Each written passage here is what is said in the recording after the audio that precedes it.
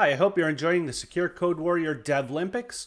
I want to take just a minute here and talk about a way that you can secure your software while recognizing some of the demands that you as a software developer have so that you can focus on getting your normal work done while achieving security as an objective. And the first thing that I want to do is to first identify that you're doing a lot of work already, and I know that it's hard to keep pace. So you're working with requirements, you're writing specs, you're writing all kinds of code, you're writing automated tests for that code. You're probably responsible for the QA, or at least telling the QA engineers what to do. And every once in a while, after you've written the code, there comes a requirements change that tells you, please do something other than what you did.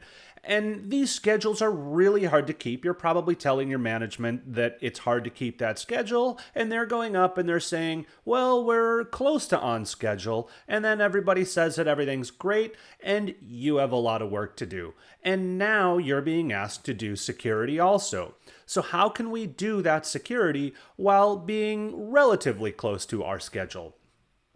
And when you do security, there should be a question of where do you actually put it? We have a development lifecycle where we plan, we write code, we test that code, we deploy it.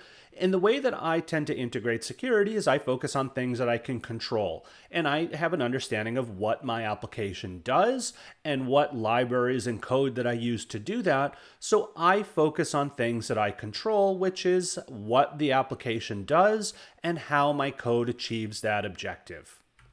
And the thing that I really want people to avoid is this concept of the security groundhog. And no one in any organization actually calls themselves a security groundhog, but just think of the way that the Groundhog Day holiday operates. At the end of winter, all of a sudden this animal that wasn't involved in any of your spring planning shows up. They look around. Do they see their shadow? If they see their shadow, there's 6 more weeks of winter. Now, if the security groundhog shows up, they're going to look around for a vulnerability or any type of risk, and even though you're all ready to ship, even though you're already behind schedule, that security groundhog's going to look, they're going to oversee your application, they're going to try to find something wrong that will give you 2 more weeks of development. So the way to keep this security groundhog out or to try to mitigate them is to focus on detecting the shadow. What are they going to look for? How can we automate things to keep that security groundhog out of our application so that we've identified things first and we've planned it into our schedule so that we can be hopefully on schedule, but at least only a little bit behind. Now, the direction that everyone is moving in the industry is pretty much universally left. On the development lifecycle, you want to take security and put it closer to the code. You want to have an understanding of what you're deploying. You want to have an understanding of what assets you're using in the application. So if you ask anyone, should I take my security and focus on monitoring? No, the general trend, as you see here from a variety of blogs, is you want to shift left, which is closer to the code. And the nice part as a developer is you can automate a lot of the things that you would do to shift security left. Now, a couple things that I do to do this automation is I focus on dependency tracking, figuring out what libraries I have in my application and do I have any known risk that I should just flat out keep out of the application.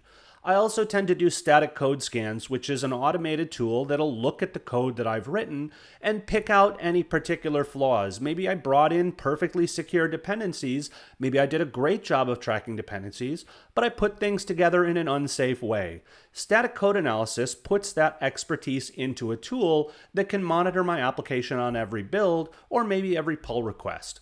Another is instrumented code that can monitor your application as it runs, as you test it, as you use it, and pick out ways that the code actually executes to determine if we have any vulnerable risk, and that has a very high accuracy because it just watches what the application does. So you're already doing some level of testing. Why not just turn the tests you're already doing into additional security benefits, and that way you get security without any extra work. Dependency tracking is pretty important because what it does is it gives you an understanding of where you're importing already vulnerable code. So this is something that at the build time, you typically hook a monitor in place to just pick out the dependencies, direct dependencies that you use or transitive dependencies. If you want to see the impact of this, just look at the Equifax breach from a couple years ago where they were compromised by Apache Commons collections. There was a known deserialization vulnerability in that library they didn't patch it. So hackers just crawl around the web and internet looking for different applications that are vulnerable using known attack payloads.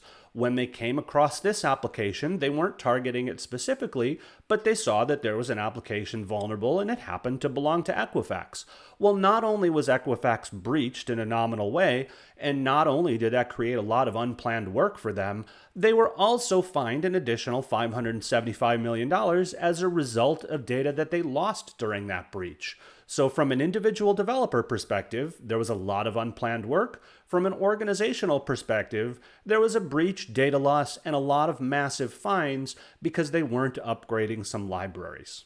Static code scanning is another tool that you can put into your development lifecycle that will help you oversee the code that you write. Maybe you bring in perfectly secure dependencies, and maybe you do a great job of dependency analysis.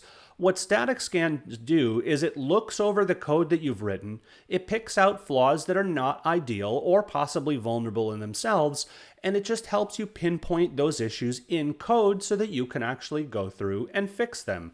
If you imported two libraries that are perfectly secure, maybe you put them together in an insecure way.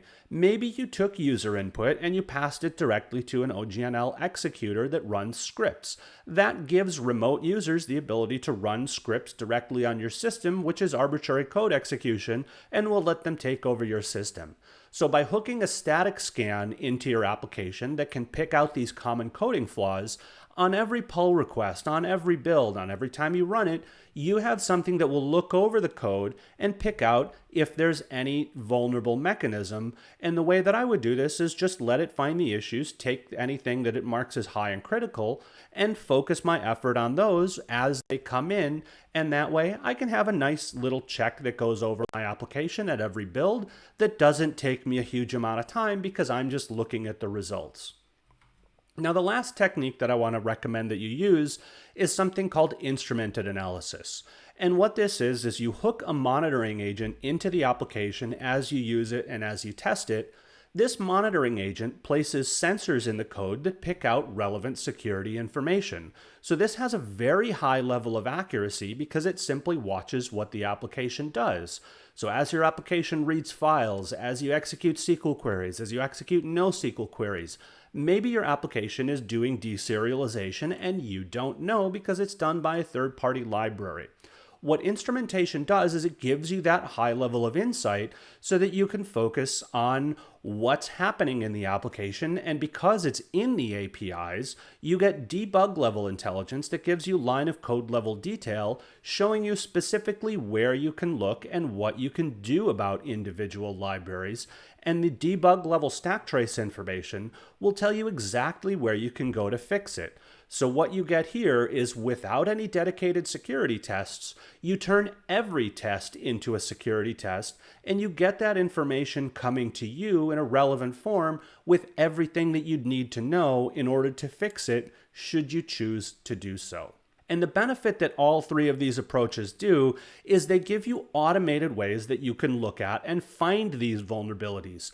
Because if you're finding your vulnerabilities on your own, you've essentially prepared for that security groundhog to show up, that guy who comes over and is going to say at the very end of your cycle, I don't care if you're going to meet your schedule or not. I want to know if you fixed those vulnerabilities. Well, because you've automated the fixes to those because you've automated the detection of those vulnerabilities, you have an opportunity to fix it, you have an opportunity to plan, and you have an opportunity to be relatively on schedule.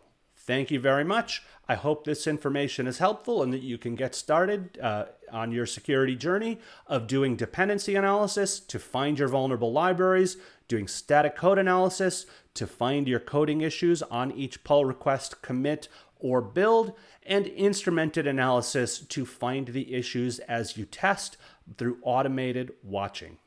Thank you very much and have a great day.